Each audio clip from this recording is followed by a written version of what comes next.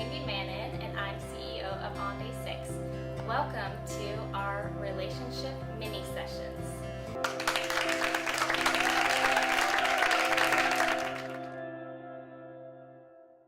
Most romantic relationships have a natural flow.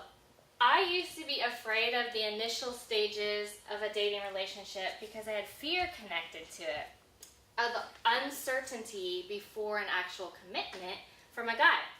And so I began to look at relationships and see these go through different stages. Like every romantic relationship goes through these stages. And the first one is the crush. And I say that we need to respect the crush. Now this is a really fun part. Obviously it's natural. You're attracted to someone. That's why you are interested in them and would like to see about dating. So there's not a lot you can do about that other than just go with the attraction. The next stage is the most difficult, and at stage 2, it's called the questioning stage. And this is before a commitment, you're making a choice in the midst of options. This is the most difficult stage for a lot of people to move through, because most women, and I was like this too, they meet a guy and they want the guy to come to them right after they meet him and tell them that they would like to be with them in a committed relationship. And I just want to say that that is based in fear, because we should be able to ask questions to get to a good answer, right? That's how we make a good decision. And so we go confidently through this uncertain stage of questioning. And as women, we are actually in a powerful position as well. We're not just waiting for some guy to pick us. This is the stage where it's like, do we have the same core values? Yeah, we're attracted to each other, but are we headed the same direction? Before you get in a committed relationship, you want to answer quite a few questions. This tends to be much easier for men. They go with their gut feeling. They're not usually trying to force something. I don't know what the difference is, but it just tends to be a little bit easier for them. And so as women, we have to know who we are and go into it in that same view that we are making a good choice in the midst of options. And so we can't be afraid of the uncertainty, and we can't be afraid of the questions. Because when you choose someone for marriage, you choose them every day for the rest of your life. And so this is a really important stage, even though it can be very uncomfortable. And most guys tend to walk through this stage more easily. They go with their gut feeling. They're not trying to force anything. And I think sometimes women, we meet someone and we're like, they're so amazing, I want to be with them, but we don't really take the time to ask the questions that we need to ask. Once you get to the stage, the end of this stage of questioning, and you both, it's feeling like there's momentum, you both are still interested in each other, you're headed in the same direction, you're passionate about God in the same way, then you move to the next stage. And the next stage is commitment, defining the relationship. And in this stage, I believe it's important to have a conversation about that. I'm dating you, you're dating me, and we're not dating anyone else at this point.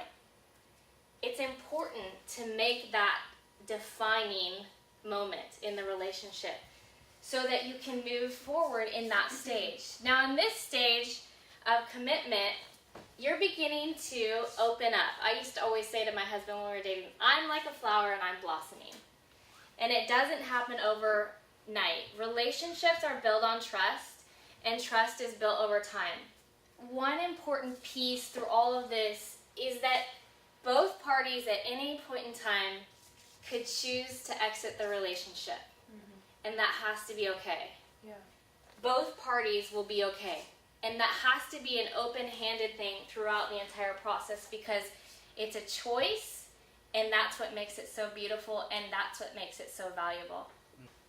So as you are in this committed relationship, this is a lot of fun, but you're also asking a little bit harder questions. You're meeting more people that are connected to each other's life. You're beginning to open up more and more.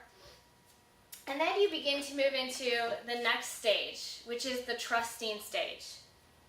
And this is an incredibly important stage because you are letting that person into very vulnerable, intimate parts of who you are. This is also an important stage as a Christian to set up boundaries, physically and with those things that are the core values that are incredibly important for you. And you need to stick with those, and those need to be part of the conversation. This stage of trusting is where intimacy begins to grow. And like I said before, open hearts fall in love.